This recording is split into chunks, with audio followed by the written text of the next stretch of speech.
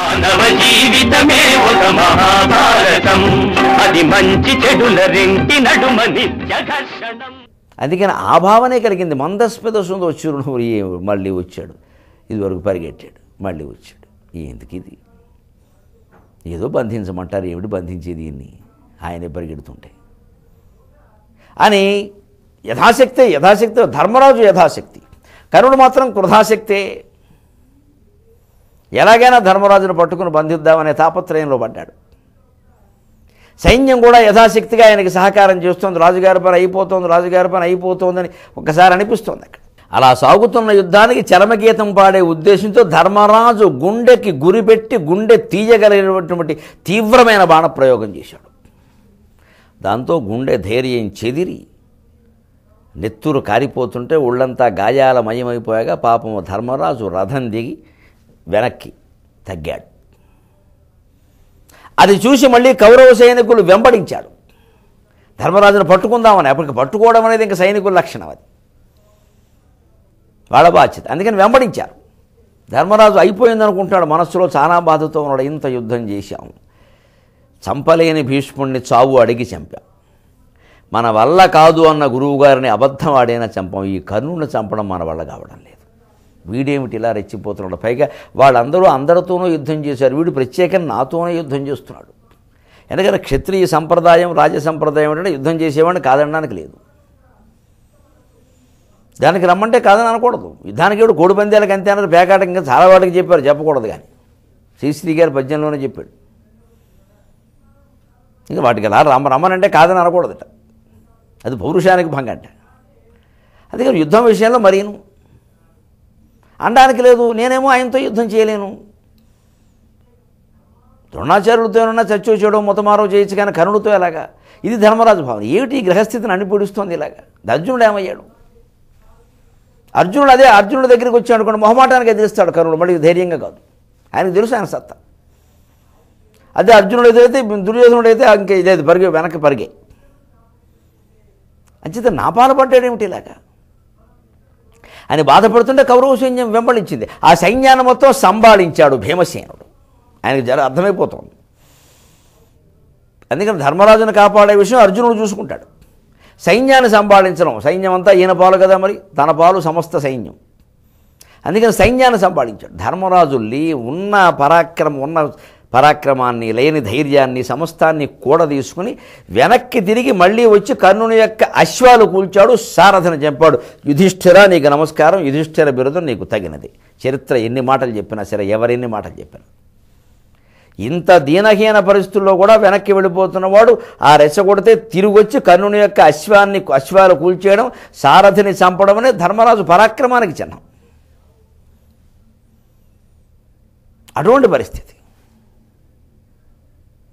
అప్పుడు ధర్మరాజు ఆపదలో ఉన్నాడని తెలిసి నకులుడు, సహదేవుడు ఇద్దరూ కూడా ధర్మరాజుకు సాయంగా వచ్చారు. ఈయనేమన్నా తక్కువడా? ముగ్గురిని కలిపి కుమ్మేసి కమ్మేశాడు మొత్తం. నకులుని, సహదేవుని వదిలిపోయిన భీమార్జునులు వస్తే వేరే విషయం, కానీ ఈ సమయంలో భీముడు రావాల్సింది ఆయన సైన్యం సంగతి చూసుకున్నాడు. అర్జునుడు రావాల్సింది ఆయన అశ్వత్థామ హడావిడిలో ఉన్నాడు. కొంచెం సంశప్తకులు ఆయన పాలటికి చాలామంది ఉన్నారు ప్రాణాలు. అందుకని నకుల సహదేవులు సాయంగా వచ్చేసరికి ముగ్గురిని కమ్మేసి కుమ్మేశాడు మొత్తం కర్ణుడు. చూపించదలుచుకుంటే ఇంత ప్రతాపం ఉంది, చిత్తశుద్ధిగానే కర్ణుడు యుద్ధం చేశాడు, సందేహం వల్ల. కానీ ఈ 17వ రోజు సాయంత్రం ఇంత రెచ్చిపోవడానికి వేరే కారణం మన విజ్ఞుల ఊహకు అందింది, విద్యార్థులకు తర్వాత తెలుస్తుంది. సంధి ప్రతాపం అంటారు. లోపల గంట కొట్టేస్తూ ఉంటుంది.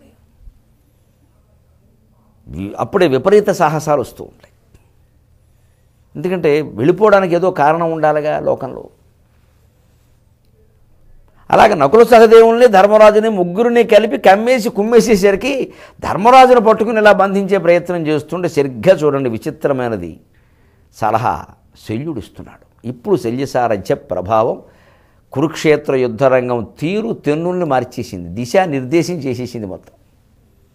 కనుగొని శల్యుడిట్లనయ్య కర్ణునితో, కనుగొని శల్యుడిట్లనయ్య కర్ణునితో, ఇది ఏల ధర్మనందను పైన గ్రహించదు. ఏం వీరుడువయ్యా, కర్ణ ఆ సిగ్గయ్యా నాకు బాగాలేదయ్యా, నీలాంటి వాడికి సారథ్యం చేయాలంటే చిక్కగా ఉంది, పౌరుషం ఉండాలయ్యా, మన స్థాయి వాళ్ళతో మనం పోరాడాలి కానీ ఏమిటయ్యా.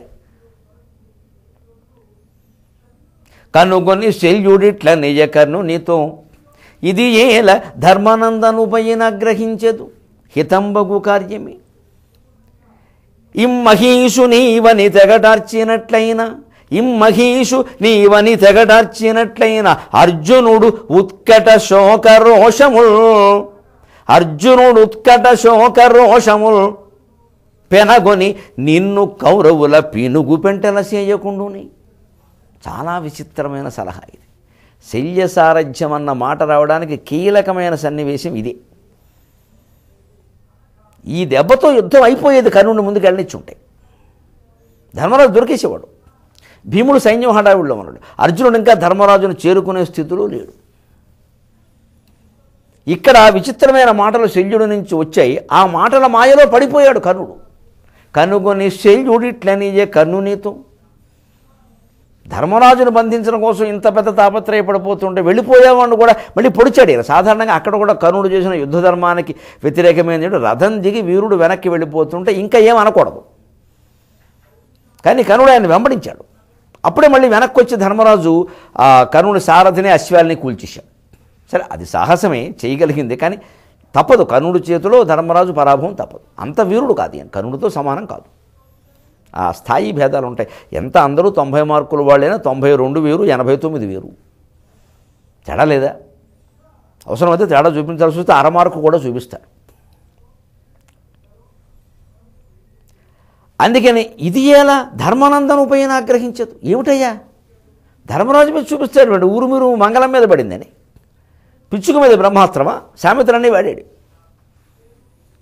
అంటే ఏదో కూడని పని చేస్తున్నట్టుగా రాజును బంధిస్తున్నాడు ఆయన. కూడని పని ఏమిటి? ఆటలో చాలా ముఖ్యమైన విషయం ఇది. ఇది ఎలా ధర్మానందాన్ని ఉపయోగం ఆగ్రహించదు హితంబగు కార్యమే. ఇదేమన్నా మంచి పనా? అది మంచి పని కాకపోతే చెడ్డ పనే. ఇదే సందర్భంలో మీరు గమనించిన కృష్ణుడి సలహాకి శల్యుడి సలహాకి తేడా కిందటి భాగంలో మనం చెప్పుకున్నాం. దుర్యోధనుడు ఎదురైతే మరి అర్జునుడికి చెప్పచ్చు కానీ భీముడు వాటాయా వదిలేవయ్యా మళ్ళీ మీ అన్నగారు బాధపడతాడా అనలా. వేశాయి ఇత్తరి త్రుళ్ళు చూపి నేపున మార్కొని గెల్తునం తలం పెత్తి సుయోధనుండిదే అహీన బలంబుల గుర్చె కర్ణుతో మత్త గజంబు లీల నెల మామిడి కుల్చిన భంగి పాండుపుత్రోత్తమ వినిగోల్పుము అతడుంటిగ రాజ్యము నీకు చేకూరు అని. అక్కడేమో రాజుని వేసేయమని కృష్ణుడు సలహా ఇస్తే ఇక్కడ రాజుని కర్ణుడు పట్టుకుంటే ఈయన ఏమయ్యా అవమానమయ్యా, ఇంతకంటే ఏం లేదయ్యా, ఆయన్ని బంధించే పిచ్చి పనులు ఏమిటా, ఇది వీరుడు చేసే పనులు కదయ్యా. ధర్మరాజు మీద ఎందుకయ్యా నీకంత కోపం, అర్జునుడి మీద చూపించు. హితంబగు కార్యమే అని ఇంకో మాట అంటున్నాడు. మానవ జీవితమే ఒక మహాభారతం, అది మంచి చెడుల రెంటి నడుమ నిత్య ఘర్షణం.